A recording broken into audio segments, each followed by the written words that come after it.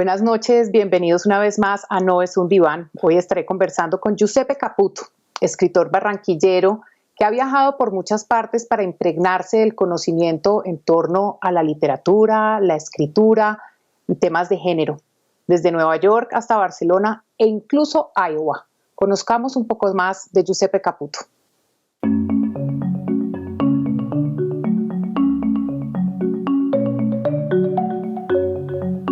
Giuseppe Caputo nació un 21 de enero del año 1982 en Barranquilla, hijo de Giuseppe Caputo y de Nora Cepeda, hermano de Pierangela y Gianpaolo. Estudió comunicación social en la Universidad de La Sabana. Luego se fue a estudiar literatura a Barcelona.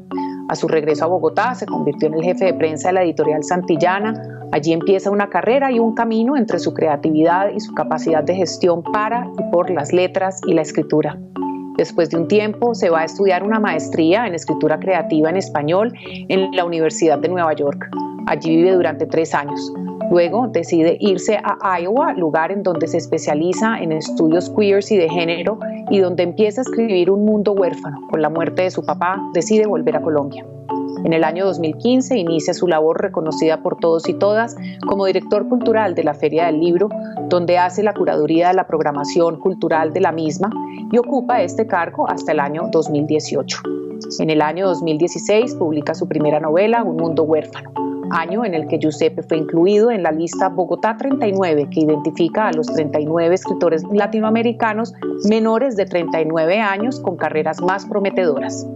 Recientemente, en medio de la pandemia, publica con su editorial Random House Estrella Madre. Actualmente es el coordinador de la maestría en escritura creativa del Instituto Caro y Cuervo.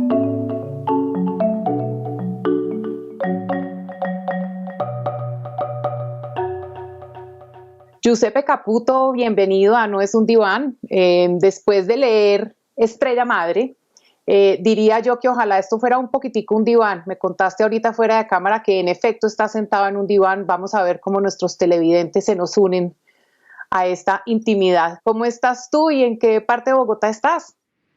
Bueno, pues te saludo, querida Catalina, me alegra verte otra vez. La última vez que nos vimos nos encontramos en la calle, me parece como que ahí cerca de por Quintán Camacho, si no estoy mal, o por la Séptima, y luego ahora te veo virtualmente, así que me alegra eso.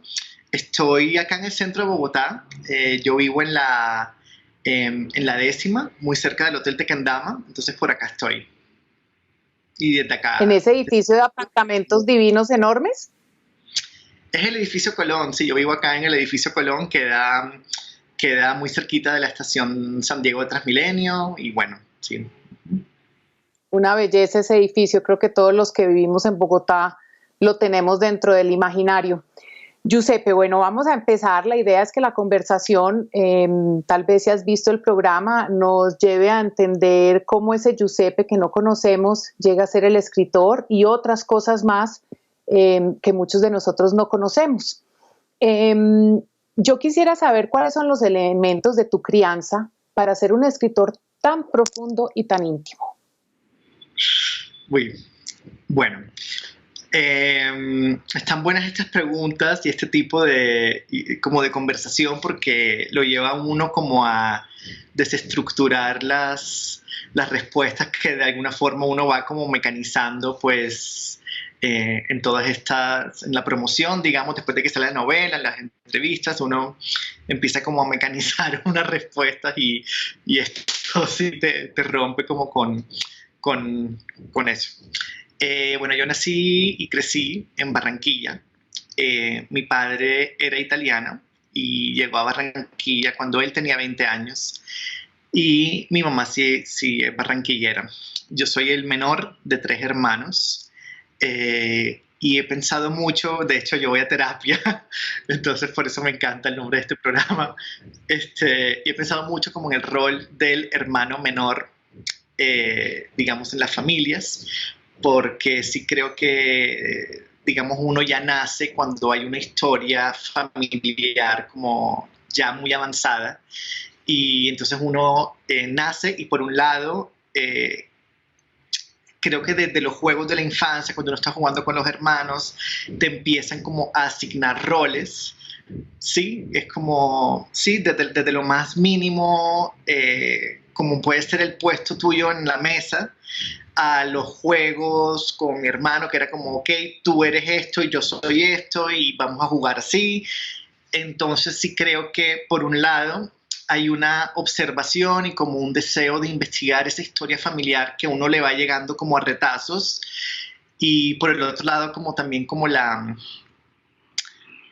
deseo de salirse de esos roles como que uno le va metiendo por ser el chiquito, y que además sí creo que esa pulsión, así, digamos como que las figuras familiares como que de alguna forma como cuando se juntan otra vez, por más que ya yo me fui de mi casa hace ya 21 años, cuando uno se vuelve a juntar es como que cada uno empieza a asumir como esos mismos roles, entonces siempre hay como un deseo constante como de salir de eso, como de lo que se impone a uno, digamos, y no lo digo, digamos, en términos como necesariamente negativos, sino justamente como por la propia dinámica familiar. Creo que sí es algo como de los hermanos menores. Mi papá, entonces cuando llegó, bueno, estoy pensando en la crianza, cuando llegó, bueno, he estado pensando mucho en el lugar que tuvo, digamos, como en mi vida, una terraza, porque mi papá, digamos, construyó como un apartamento encima de la casa de su hermano mayor. Entonces nosotros vivíamos ahí. Y entonces, desde esa terraza, pues se veían diferentes patios y yo ahora pienso como en esos patios o la forma como yo vi esos patios, de la misma forma como se pueden ver las parcelas desde un avión, que se ven como estos territorios distintos, pero como claramente distinguibles, pero a la vez como muy porosos en sus fronteras. Y, y creo que esa terraza sí tiene mucho que ver en la construcción pues, de estos universos que yo he estado haciendo con Un Mundo Huérfano y con Estrella Madre, mis dos novelas publicadas. Porque, digamos, estas son como unos territorios en los que lo íntimo y lo público, o digamos lo privado y lo exterior, o la interioridad y la exterioridad están como en unos, como son muy porosos. Entonces, creo que esto tiene que ver mucho, se instaló mucho en mí.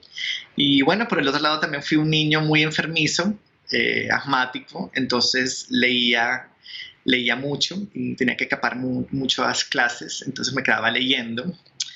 Y recuerdo pedirle al niño Dios libros, por ejemplo, y mi hermano me decía como mucho pendejo, pide otra cosa, cosas así, pero bueno, la lectura ha estado siempre en mí, así que bueno, se me ocurren esas ideas para compartir.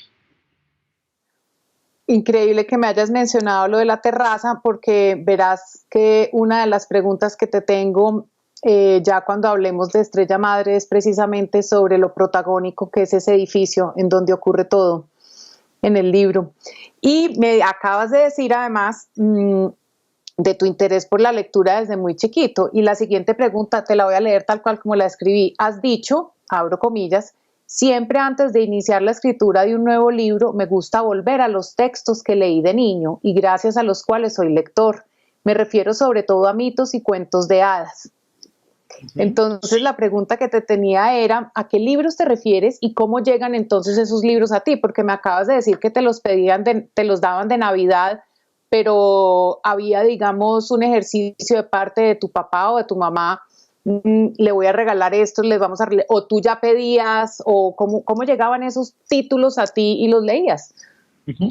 Mi papá era lector, un lector también como muy caótico.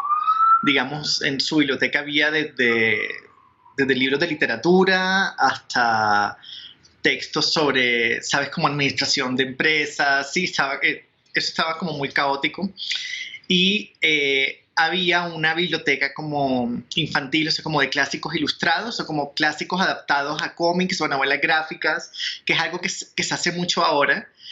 Editoriales, por ejemplo, como Sexto Piso, que han hecho, no sé, como estas ediciones de, por ejemplo, El Paraíso Perdido, en novela gráfica, etc.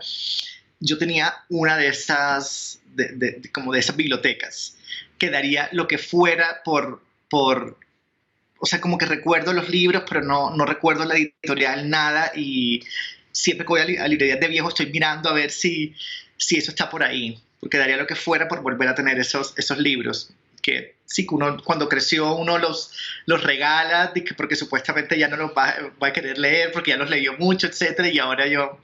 Pero bueno, entre esos libros había como adaptaciones de Las Mil y Una Noches, Sinbad del Marino, y también había el que más leí, el que más me gustaba era Canción de Navidad de Charles Dickens. Este hombre tacaño, viejo, que recibe esta visita de tres fantasmas y ese. Entonces eso está como muy presente en mí ese libro. Me acuerdo también de Alibaba y los 40 ladrones, bueno. Y también yo siempre como reconozco y cada vez que puedo hablo de esa colección de Torre de Papel.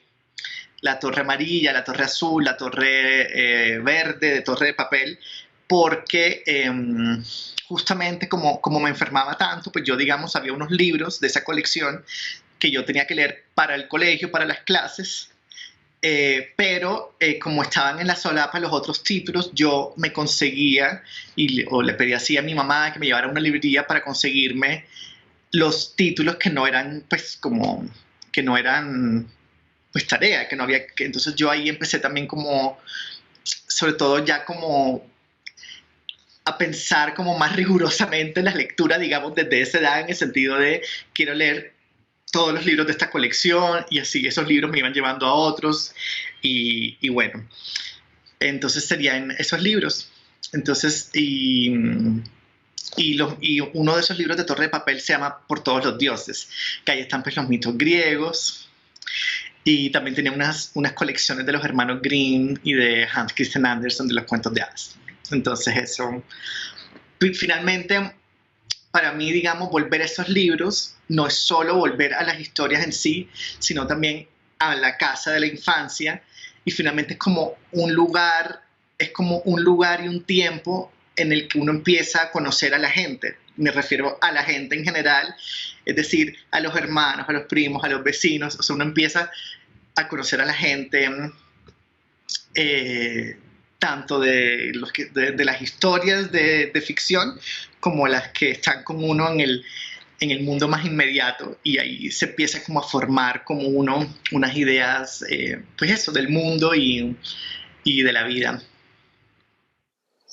Giuseppe, siendo barranquillero y viviendo en tu niñez en Barranquilla, no me mencionas, digamos, como que no oigo en tus referencias, lo único que me queda absolutamente claro es tu pared amarilla allá atrás, tus gestos, tu acento y por supuesto tus libros, pero no me hablas del Caribe. Me sorprende como no oírte decir, o de pronto es porque tampoco nos fuimos hacia allá, pero cómo es esa relación tuya con el Caribe, con el mar, con el calor, con el ajá, con el carnaval.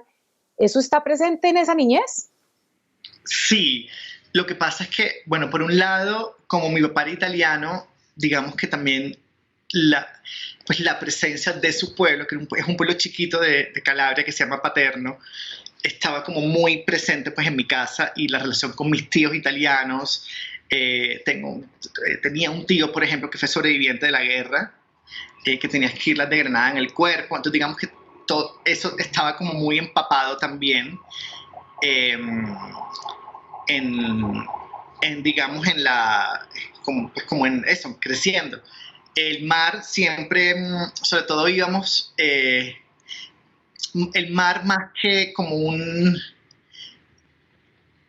entretenimiento o un bálsamo, era como el lugar donde íbamos a ver si la brisa y el agua y como estar cerquita, pues me ayudaba pues en mi enfermedad. Entonces digamos que el mar era como una promesa de sanación, por decirlo así. Y de Barranquilla yo amo, o sea, del Caribe, pero es algo como que siempre, como que yo a veces estoy solo y me río solo. Es como me gusta mucho como el desparpajo, como la exterioridad, como el humor, como extravagante, autogestado, como que está tan presente en la cotidianidad. O sea, uno va a la tienda y en la fila, mientras uno paga, escucha 3 cuentos como extravagantes, que eso siempre como que me da mucha vida y me gusta eso, o sea, como que también las personas son porosas en sí mismas, o sea, como que la gente no está amurallada, que sí es algo que quizás, digamos, en climas fríos puede ser como más común, y esa falta como de murallas y como esa elasticidad en las relaciones con los demás, pues me gusta mucho, que además es parte de esto que decía de la terraza, de cómo uno con los vecinos, o sea, cómo las otras casas y la calle entran permanentemente a la casa y viceversa, y cómo desde la casa uno pues va como interviniendo con lo que pasa en la calle, o sea, como muy, muy tranquilamente, como en esas conversaciones, como a gritos, que eso que me encanta.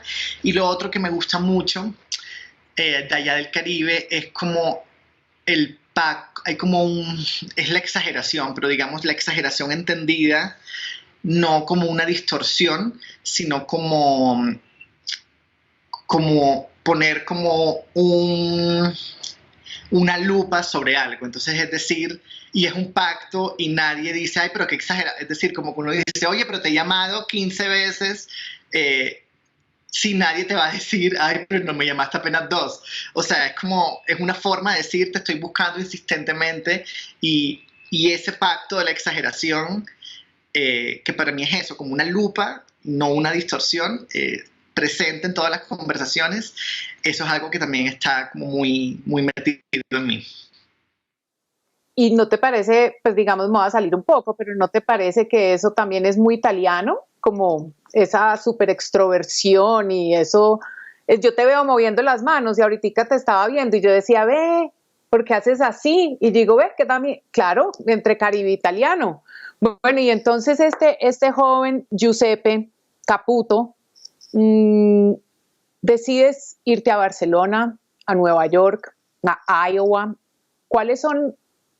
Debes tener muchas motivaciones, pero ¿cuál es la principal? Porque, digamos, haces un recorrido en el aprendizaje que precisamente te lleva a afianzarte como un escritor latinoamericano, precisamente por los estudios que haces.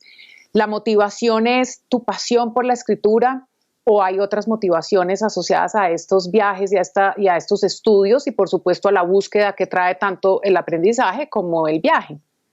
Uh-huh. Bueno, yo a los casi 17 años, que fue cuando terminó el colegio, mi sueño era tener una revista, así como crear una revista.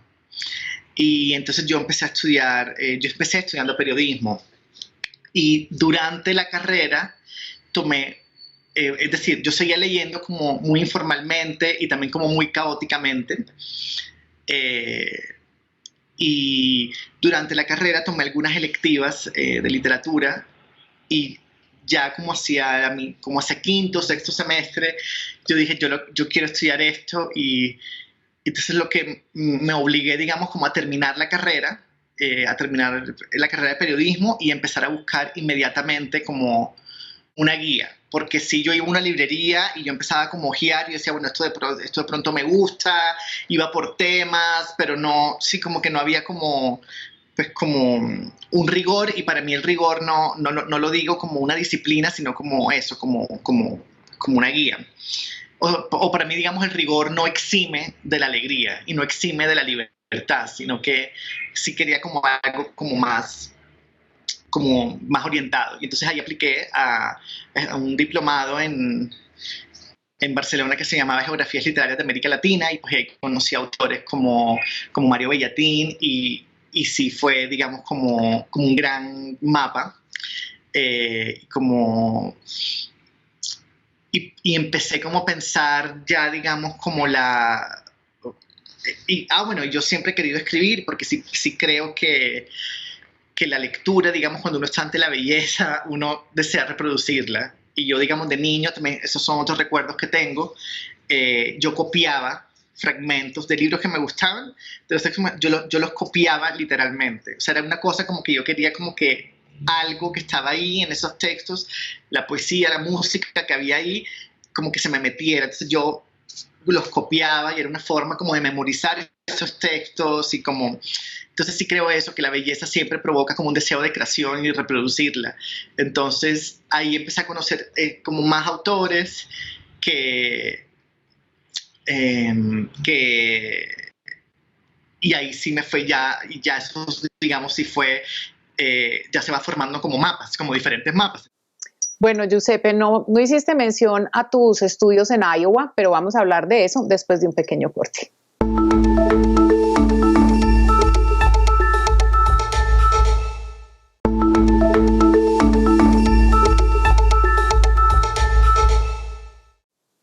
Entonces te estaba diciendo que no me mencionaste, claro, entiendo la búsqueda diletante y estética en torno a la escritura, pero aquí voy a editorializar un poco. Tomas la decisión de también hacer estudios, una especialización en estudios queer y de género, no sé si ese será el nombre exacto. Y aquí es donde yo voy a editorializar. Yo me atrevo a decir, y lo he sostenido en varias conversaciones, que este es el siglo en el que se redefine el género, la manera como hablamos de género, cómo tratamos el género. Entonces la pregunta es, cuando tomas esa decisión, ¿es una decisión por un interés político? Porque también varias veces has mencionado lo importante, digamos, de la política per se. ¿O es una decisión que te ayuda también tal vez a la construcción de tus personajes o te sirvió para ambas? Sí, yo después de Barcelona y eso, ya estudié una maestría en escritura creativa en la Universidad de Nueva York y el taller de Diamela Altit, lo he dicho muchas veces, me cambió la forma de leer, la forma de escribir, por lo tanto me cambió la vida. Tanto como estudiante como ahora profesor, porque yo ahora soy profesor y coordinador académico de la maestría en escritura creativa del Instituto Caro y Cuervo, le doy mucha importancia y mucho valor a los talleres porque pienso que son espacios en los que los proyectos personales se someten como una atención que siempre es muy provechosa, tanto para el autor como para los textos. Los proyectos se someten a preguntas, a atenciones, como decía, y en esa permanente discusión de estéticas, de poéticas, o sea, eso siempre me parece que va a ser provechoso para un manuscrito. Y entonces yo ahí fui a Iowa como en búsqueda, como buscando también como un nuevo espacio para seguir escribiendo. Obviamente también entran siempre estas preguntas o más bien entran esas ansiedades económicas de quiero hacer esto, pero pues obviamente tengo que trabajar, etcétera. Entonces estas becas pues siempre son como muy bienvenidas, ¿no? Y allá en Iowa había esta oportunidad de especializarse en estudios queer y de género y pues lo hice. Me alegra haberlo hecho y definitivamente sí, obviamente es un programa o son lecturas, textos, cursos que te ayudan o que te llevan a repensar muchas cosas. Sin embargo, ahora, como ya regresando, eso ya fue hace unos 6, 7 años, sí he visto cómo la academia gringa se ha impregnado como demasiado la discusión y hay como una americanización, como diría que como muy fuerte, como de muchas discusiones, y sí me parece importante también pensar todas estas cuestiones pues desde acá. Recuerdo que hubo una clase en teoría feminista, como que la profesora Erin Rubin, que es como una pionera de etnografía feminista, como un gran referente pues, de las etnografías feministas, como que preguntó a la clase algo así como que si la academia estaba como de espaldas a la realidad, y me da risa por pensarlo, porque si allá se hacen esa pregunta, ahora extrapolar las discusiones directamente hasta acá ya es como, pues sí, ya se siente como una brecha muy grande, ¿no? Este tipo de reflexiones sí también las hago pensando, por ejemplo, como en la forma que tomó el debate del lenguaje incluyente, que me parece importantísimo. Me parece que ya este debate, por ejemplo, ha tenido la suficiente visibilidad como para que uno tome una posición política. Sin embargo, no sé qué tanto se pensó desde el español, porque el español tiene demasiadas posibilidades, pues que el inglés no tiene.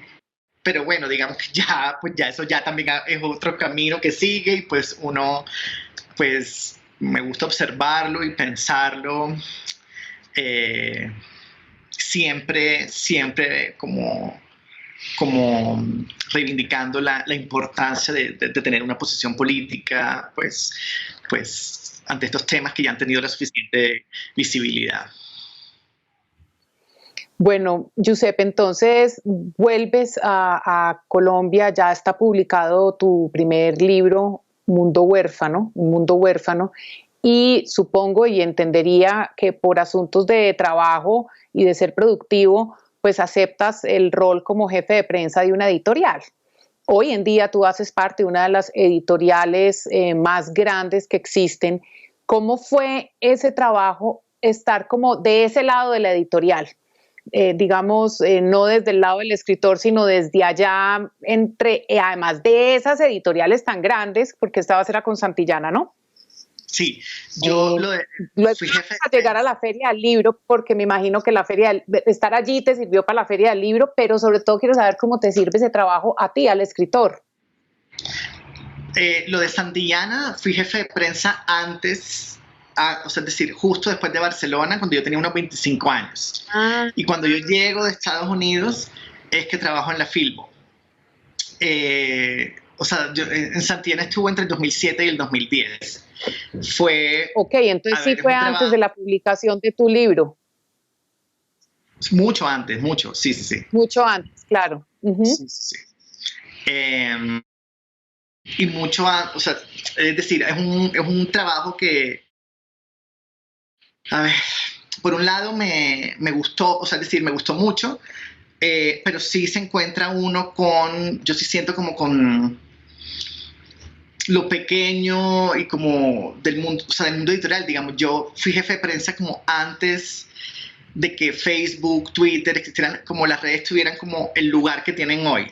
Entonces, digamos que cualquier libro, digamos, pues para que tuviera como una cierta visibilidad, pues dependía de si los 3 nombres de siempre decidían leerlos y pues escribir una reseña sobre eso.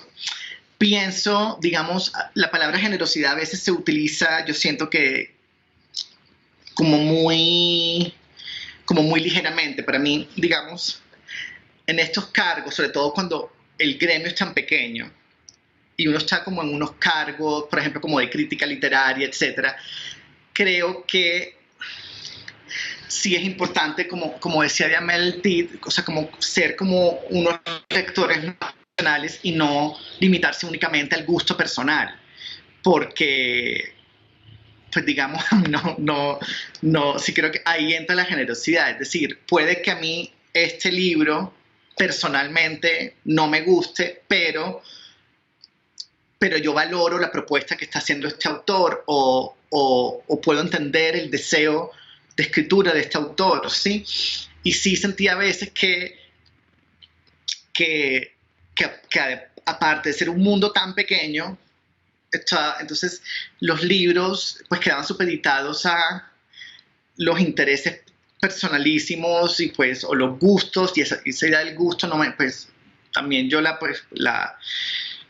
problematizo mucho. Evidentemente uno no se puede sustraer de sus gustos personales, pero si uno está en ciertos cargos digamos, de poder cultural, sí es importante abrirse. Entonces sí era como una angustia permanente de uno ver como el trabajo que hacían escritores, digamos, y que luego como el pedaleo para que lo reseñaran, sí, eso pues digamos, es como lo que más recuerdo, como ese pedaleo, como y hay tipos, bueno, autores que aún hoy son amigos, amigas como Laura Restrepo, como Piedad Bonet. Entonces, y con ellas, digamos, como que también fue el inicio, pues, como de unas conversaciones literarias pues, que aún siguen. Supe que Laura Restrepo te quiere mucho y que es ahí donde nace precisamente, digamos, ese trabajo tuyo. Tienes una buena amiga.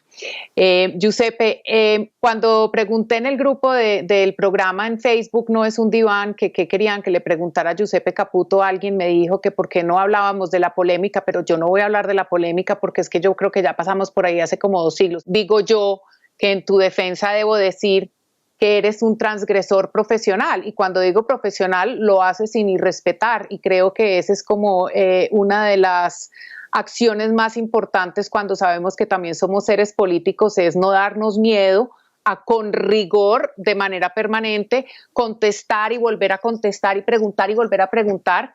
Y sé que tu paso por la Feria del Libro como programador fue eso, fue un gran aporte. Pero sobre la Feria del Libro, te lo pregunto como desde el trabajo de la gestión cultural, es cómo es ese relacionamiento dentro del sector, porque, y quiero es precisamente hablar como de lo político que es la escritura, la literatura, las artes en general, la cultura, son políticas, tú lo has dicho, yo lo he dicho y creo que estamos de acuerdo en que son un gesto político per se. Ese paso por la Feria del Libro te enseñó y digamos, te reafirmó una vez más que en efecto el ejercicio que hacemos dentro del sector de las artes, más allá de ser un ejercicio de expresión artística y creativo, es un ejercicio político? Por supuesto, pasaron unos 10, 12 años, como unos 6 años, desde que yo trabajé en Santillana, por ejemplo, y empecé la feria, y para mí la feria fue como constatar justamente que el mundo del libro en Colombia había crecido, y que había crecido porque, digamos, que hay unas editoriales independientes haciendo un trabajo muy bueno, y porque justamente todas las editoriales, tanto las grandes como las independientes, están haciendo, sí siento que se abrió también como un espacio para nuevas voces, pero cuando digo nuevas voces quiero decir como nuevas estéticas, nuevas poéticas, y digamos, y para mí la programación de la feria tenía que dar constancia de eso, y pues debe dar constancia de eso, y sobre todo pues es un lugar pues justamente en el que uno puede poner a las editoriales independientes, por ejemplo, y a sus apuestas en el centro de la programación, y ya eso es político, digamos, o sea, eso ya es un gesto, y sí creo que en esos espacios pues uno debe hacer eso. La feria, digamos, también fue eso, como aprovechar esa plataforma para invitar a autores como Svetlana Alexievich, que estuvo acá en Colombia durante las conversaciones pues, alrededor del Acuerdo de Paz, de Jody Williams, que se ganó el Premio Nobel de la Paz por todo su trabajo contra las minas antipersonales, etc.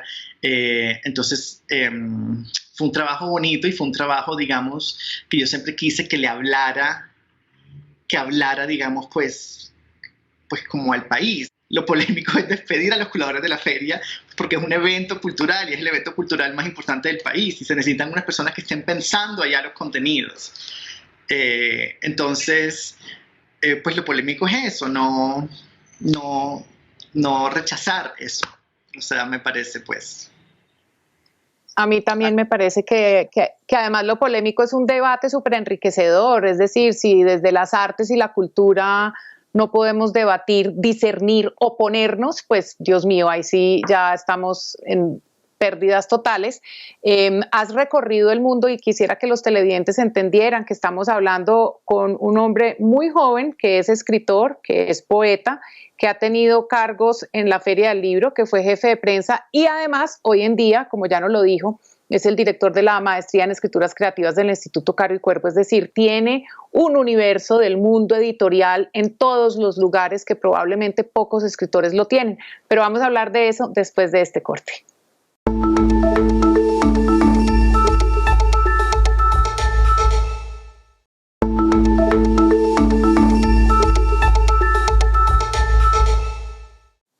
Bueno, estábamos diciendo de tu trabajo en el Instituto Caro y Cuervo, que creo que quienes conocemos el sector lo conocemos muy bien, pero es una entidad adscrita al Ministerio de Cultura y que tal vez pocos mencionamos lo importante que es porque precisamente investiga y estudia el tema de las lenguas y del idioma, pero en particular en el campo de la academia, cuando se refieren a la maestría de estudios creativos, dicen diseminación de relato como principal unidad de pensamiento. De nuevo, creo que como director entiendo que tienes, digamos, la potestad de diseñar el objetivo también de la maestría.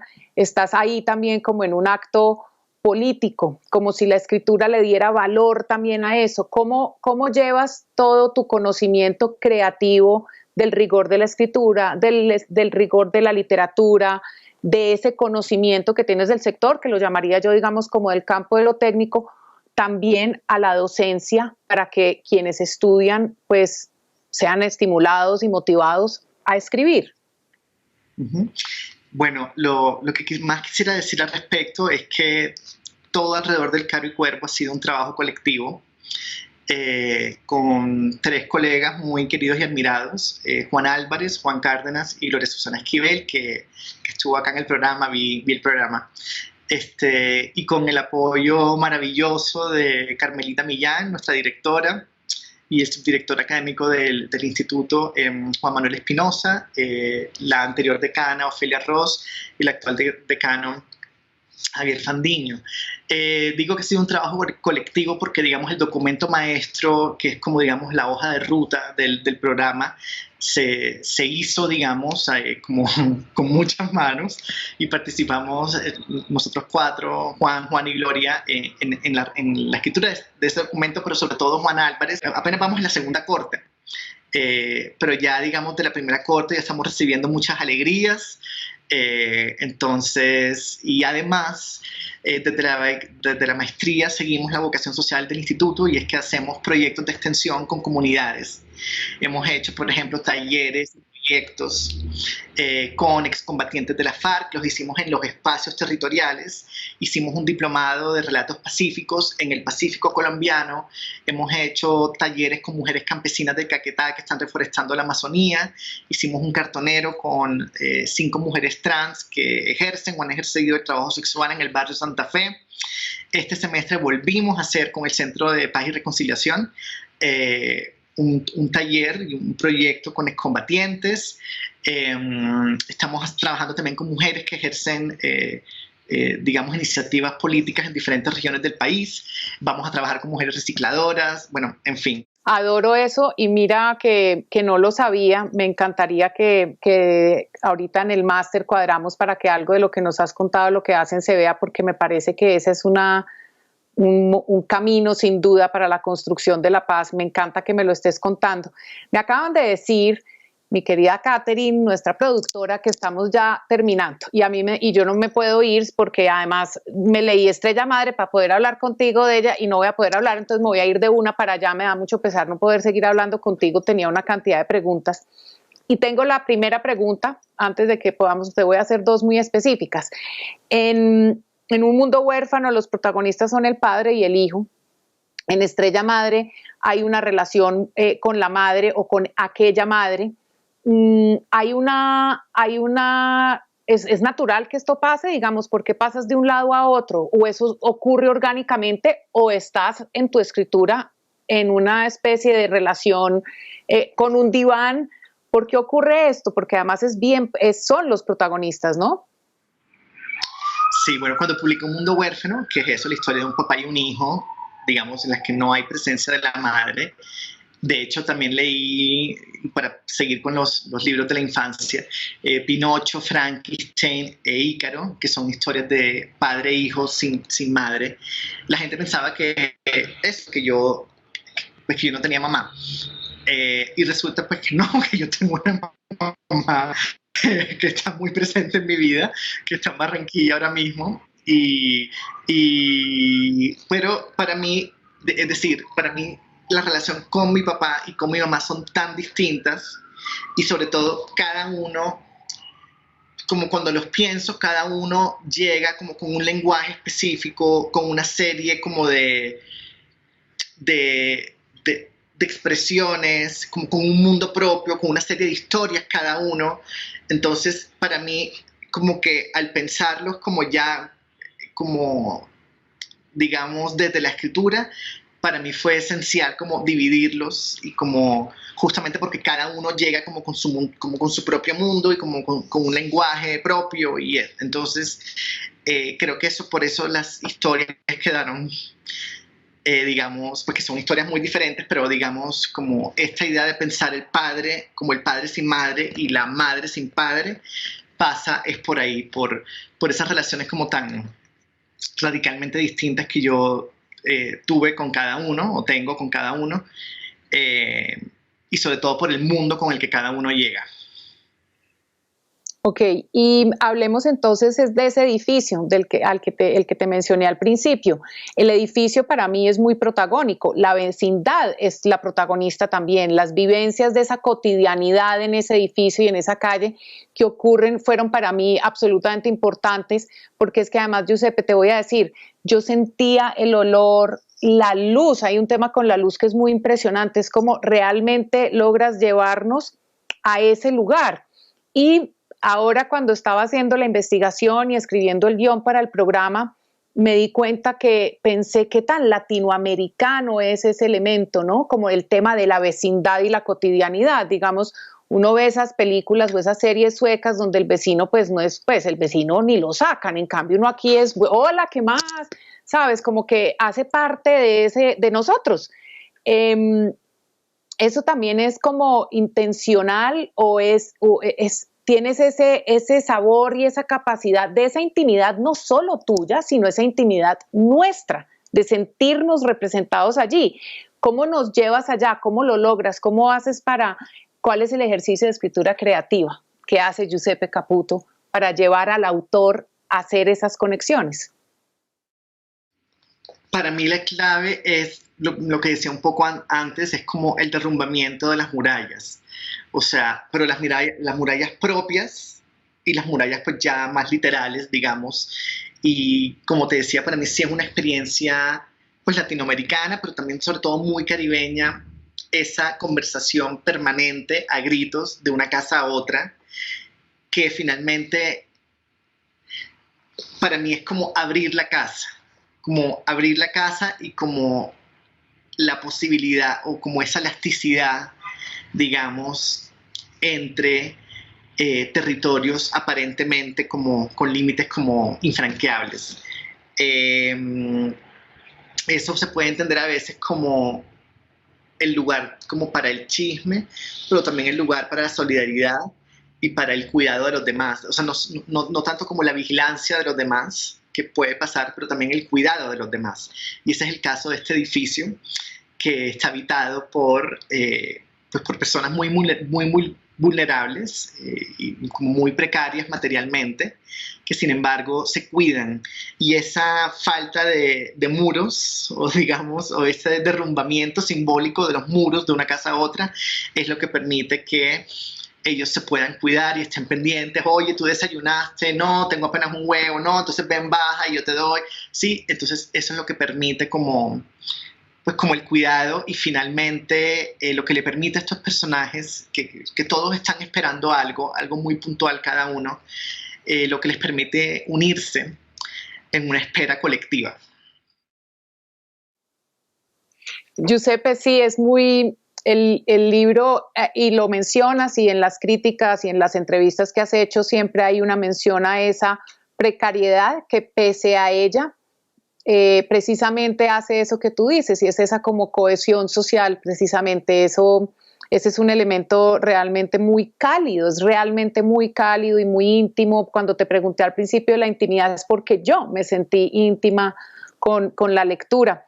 Quiero hacerte una pregunta antes de llegar al segmento final del programa y es, ¿volverías o estás pensando o has hecho volver a hacer poesía?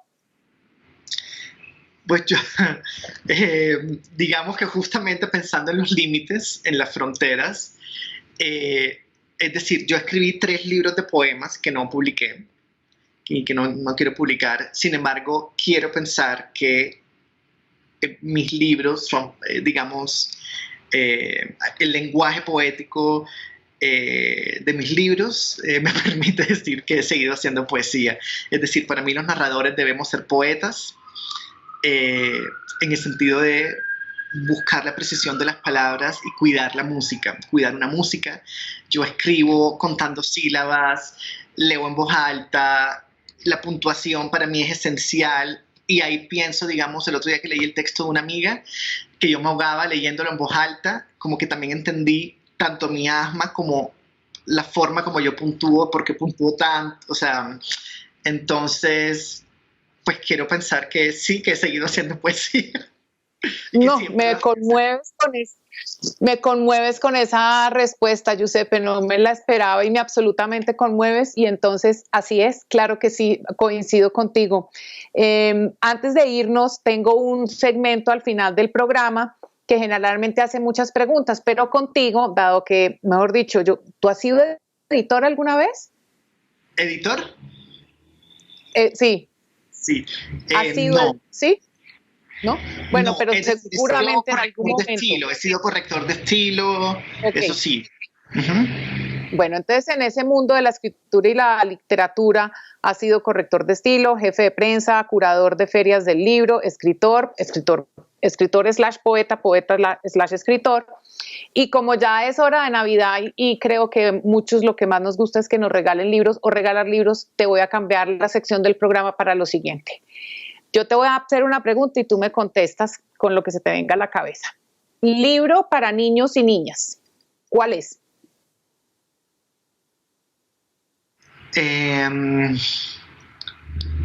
Quisiera decir Canción de Navidad de Charles Dickens, sí.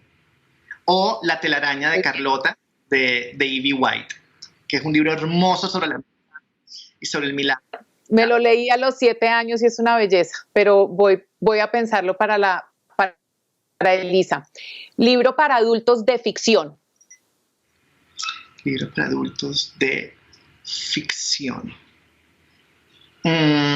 Recomendaría cualquier, que no me canso de recomendarla nunca, cualquier libro de Herta Müller, que justamente lo que yo, pues, digamos, le he aprendido a ella es cómo, digamos, con su escritura, de alguna forma puebla como el despojo de personas que están sufriendo una persecución de un régimen totalitario, o personas como muy precarias también.